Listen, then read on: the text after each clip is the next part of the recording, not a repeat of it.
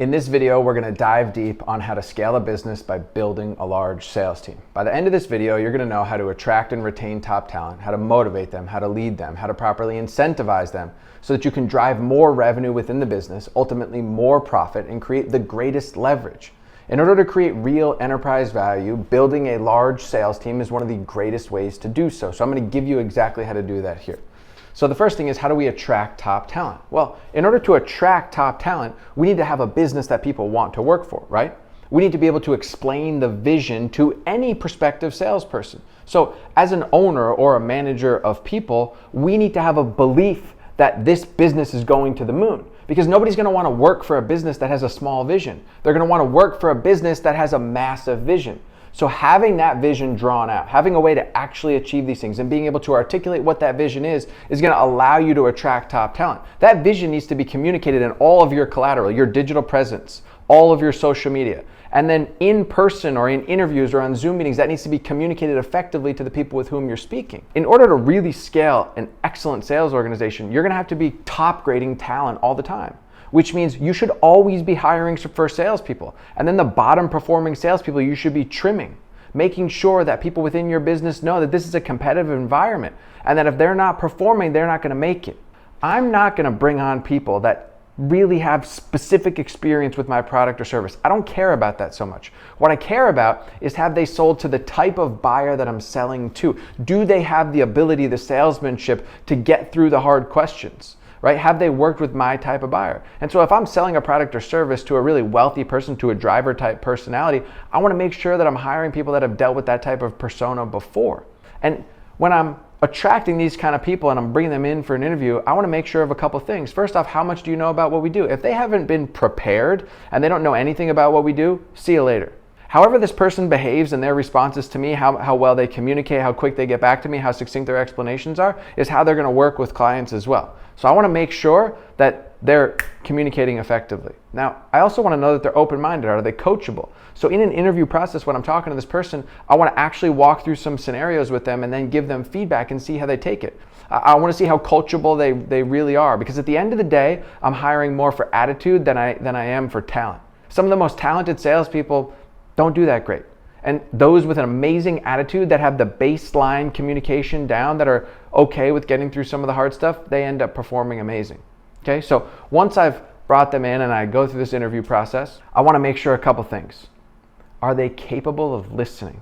Can they ask questions back to me? Because a great salesperson is like a therapist or a doctor. They're gonna ask a lot of questions first and they're gonna be an excellent listener. So I wanna make sure that the person on the other side can actually listen and ask really good questions. And when it comes time to speak, I wanna make sure that they're able to communicate effectively, not over-explaining. Once I've attracted some of this top talent, I decide, hey, I'm gonna bring this person on. The next thing is, how do we onboard this person? How do we train them properly? For any of you that own or operate a business and you want help scaling your sales team, you want help scaling your business, you can click the link directly in this video to work one-on-one with me in my business mentorship, and I will help you become a better leader, scale your team, and put systems into place so that the business can generate more revenue. These were the same systems that I used to scale one company from 4 million to 12 million in a year. We went from 3 salespeople to 12 salespeople. And the same system that I used to scale 10X Health from 9 million to 50 million. We went from 10 salespeople to 37 salespeople in a 1-year period of time.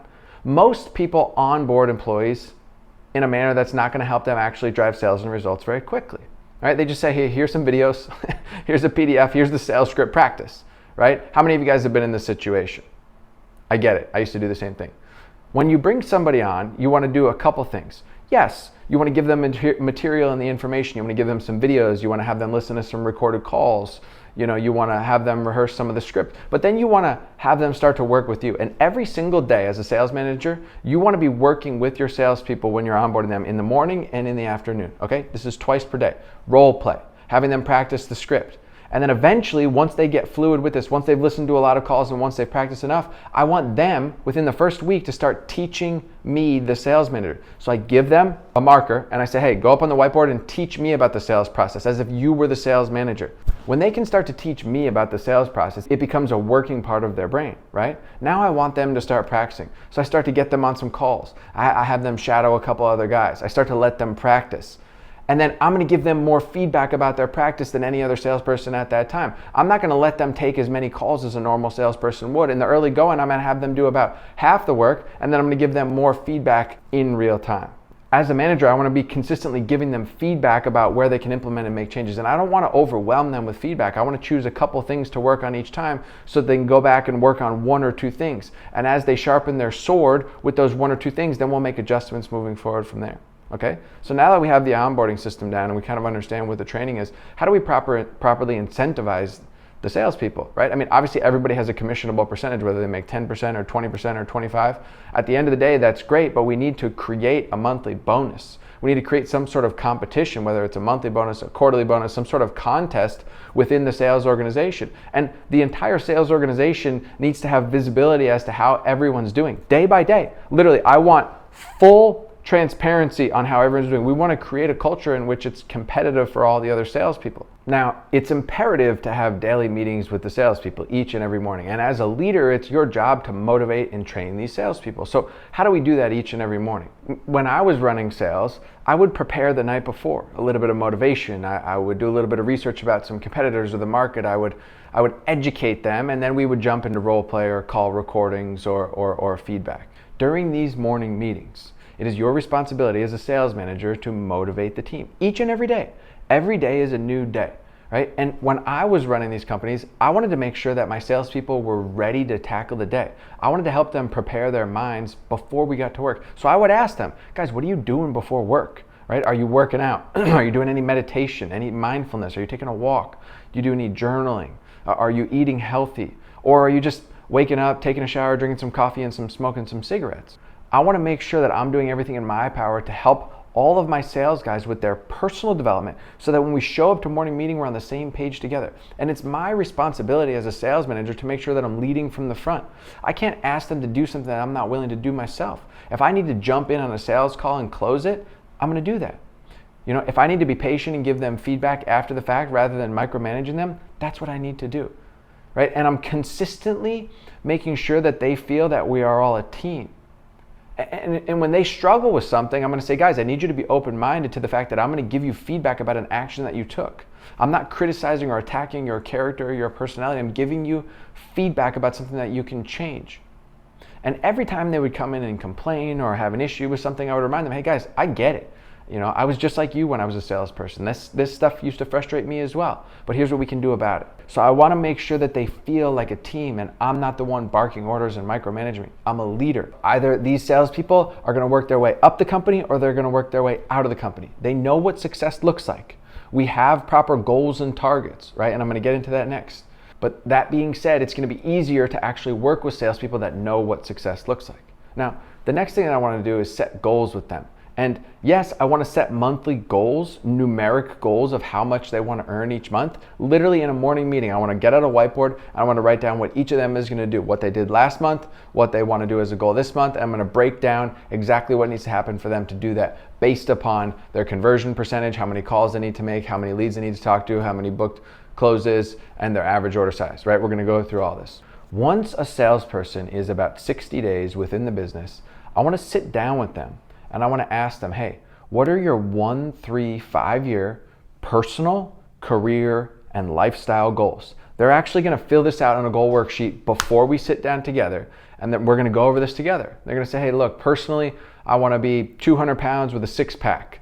I want to shoot a sub 80 score in golf. And I'm going to say, okay, well, how are we going to do this, right? We're going to create an action plan.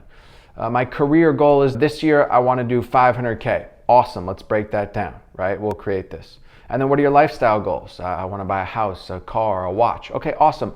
What kind of watch? What kind of car? What kind of house? Where? How much? What's the down payment? And we're going to create an action plan to achieve all these goals. Now, it is my responsibility as the manager to weave in how this salesperson can achieve all those goals while working at the company. And if they have a desire to get into management or become a director or an executive down the line, I'm going to show them the roadmap on what they need to do. What are the competencies and the benchmarks that they need to hit to do so?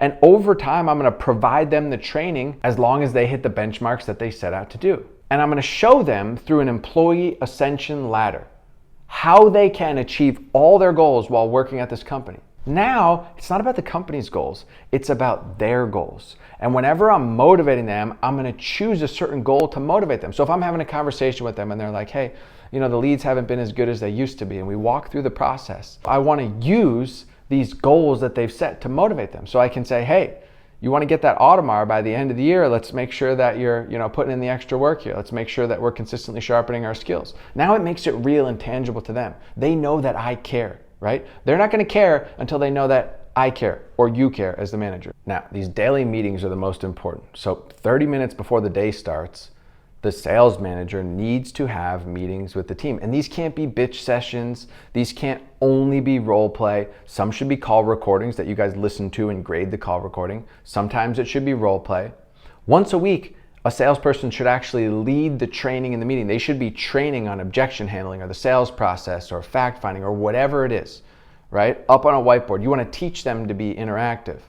One day we're going to do a little bit of market analysis. We're going to look at our competitors. We're going to shop funnels. We're going to learn about the market in general. It's my job as a sales manager to bring information to this meeting to motivate and educate employees. And then we're going to go through training together, okay? Motivation, education, training. And really, if I'm a good sales manager, I'm preparing this the night before. At the very end of the day, when everything's done, I'm going to go look at the dashboard. I'm going to put all the numbers together. I'm going to look at how everyone's doing towards the month, and then I'm going to put together the next day's training.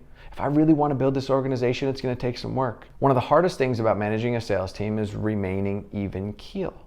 As a sales manager, you have to have high emotional intelligence. And you start to get to a point where you're like, man, I'm just managing a bunch of babies, right? Can you guys relate to this? I know for me, I felt that way. I was like, look, all these dinosaurs, they don't even know how to use a CRM, and they ask stupid questions, and all they do is bitch and complain. But I got to a position where I was like, look, I can respond to them one of two ways. I can be Captain Dickhead and not motivate anybody, or I can be the guy that understands them, that asks questions, that leads from the front. That's not to say that I'm gonna pardon them, because I'm not gonna tolerate much. I'm not gonna tolerate any bitch assness through this process. I'm gonna make sure that I'm consistently driving a culture of competitiveness. But at the end of the day, if I wanna appropriately manage these people, I need to remain even keeled. During these daily meetings, we're gonna go through the sales process. And when we talk about a sales process, we wanna make sure that we have a question-based framework, right?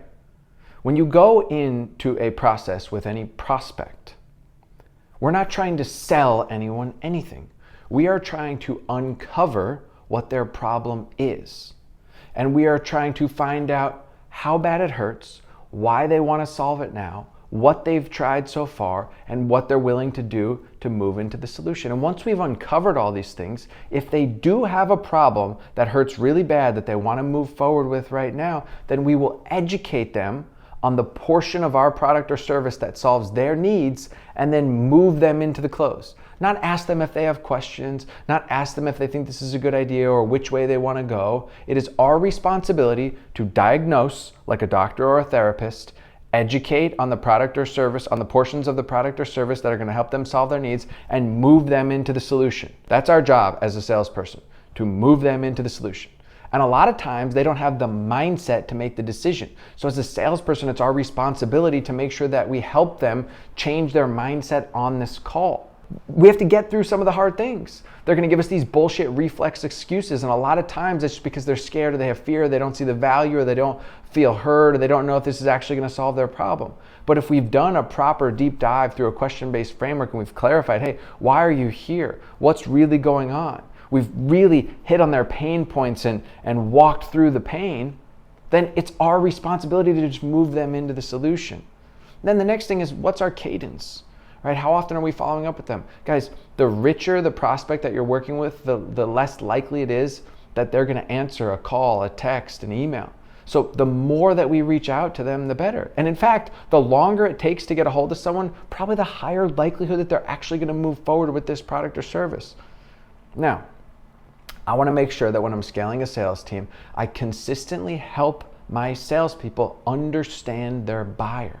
Who is this buyer, right? And I want them to consistently do research on what types of products and services this person buys, where their kids go to school, how they make decisions, what's their personality type, what kind of education they have. So that when they're talking with this person feels like they're talking with someone on their level. I used to literally make my sales guys research. What's the price of every new Rolls Royce? How much are homes in this area? What do private schools cost? What do golf memberships cost? I would have them research where they might get information from and how they make decisions and what these other sales processes look like. So that when we have some competitive analysis and we understand the buyer at a core foundational level, it becomes very easy for the salesperson to walk them down and understand this buyer type, understand what their day looks like and how they make a decision. Now that we know how to attract and retain top talent, how to incentivize, how to make it competitive in a bonus structure, right? Now that we know how to train and onboard, how to create a culture of excellence, our employees have to enjoy working here. We need to consistently remind them each and every day, guys, you're not selling a product or service. You are helping someone solve a problem and create an incredible change in their life to achieve this end result. You're not a salesperson, you're an agent of change in this person's life. You're about to help them make one of the largest transformations or impacts in their life, depending upon what the product or service is, and consistently remind them of that.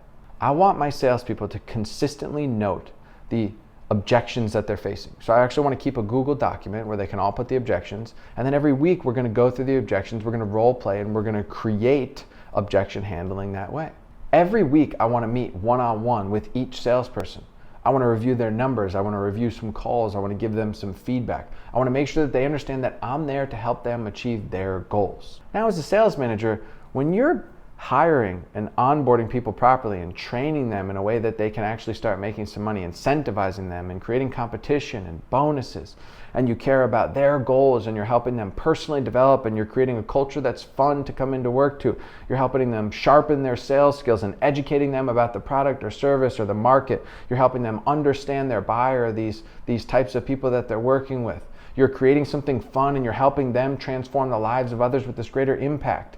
Is it more likely that you're gonna scale a sales team or that it's gonna be difficult to do so? If you follow that process that I just gave you, I promise you, you will start to improve your sales organization. You will be able to bring on more people and generate more revenue. Now, for any of you that run a business and you want help creating all these processes, you want help actually implementing this information that I'm giving you, you want help to develop your sales organization and your culture to drive the business forward, click the link directly in this video and you can work one-on-one with me in my business mentorship. Hopefully this was helpful. Leave in the comments what you guys thought. Peace, all love.